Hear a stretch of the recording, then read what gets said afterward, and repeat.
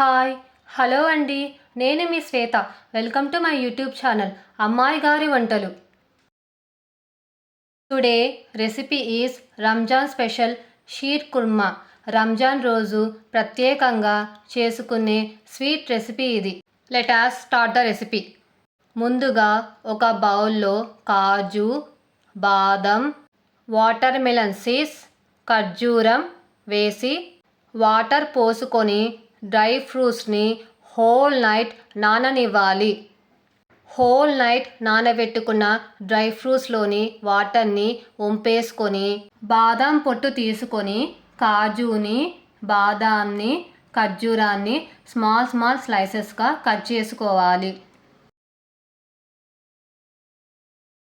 Stove మీద ఒక non stick కడాయి పెట్టుకొని అందులో 2 టేబుల్ స్పూన్ల నెయ్యి వేసుకోవాలి.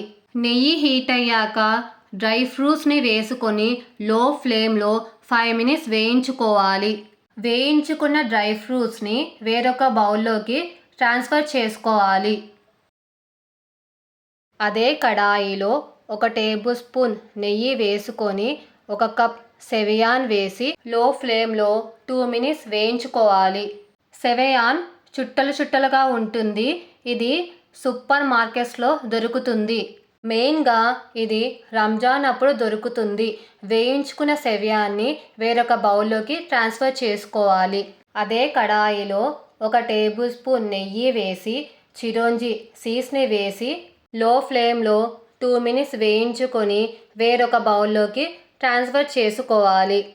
అదే కడాయిలో 1 లీటర్ పాలను పోసుకొని మీడియం ఫ్లేమ్లో పెట్టుకొని పాలను మరిగించుకోవాలి.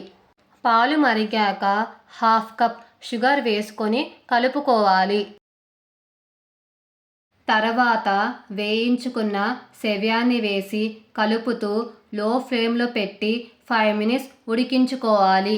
చివరిగా వేయించిన డ్రై ఫ్రూట్స్, చిరోంజి సీడ్స్ని వేసి కలుపుకోవాలి. ఫ్లేవర్ కోసం 1 టేబుల్ స్పూన్ ఇలాచీ పొడి వేసి కలుపుకొని దించేసుకోవాలి. ఇది చల్లారాక ఒక బౌల్లోకి సర్వ్ చేసుకోవాలి. అంతే, ఎంతో రుచికరమైన రంజాన్ స్పెషల్ షీర్ కుర్మా రెడీ. ఒక విషయం గుర్తుపెట్టుకోండి, 1 లీటర్ పాలకి 1 కప్ సెవియాని మాత్రమే తీసుకోవాలి.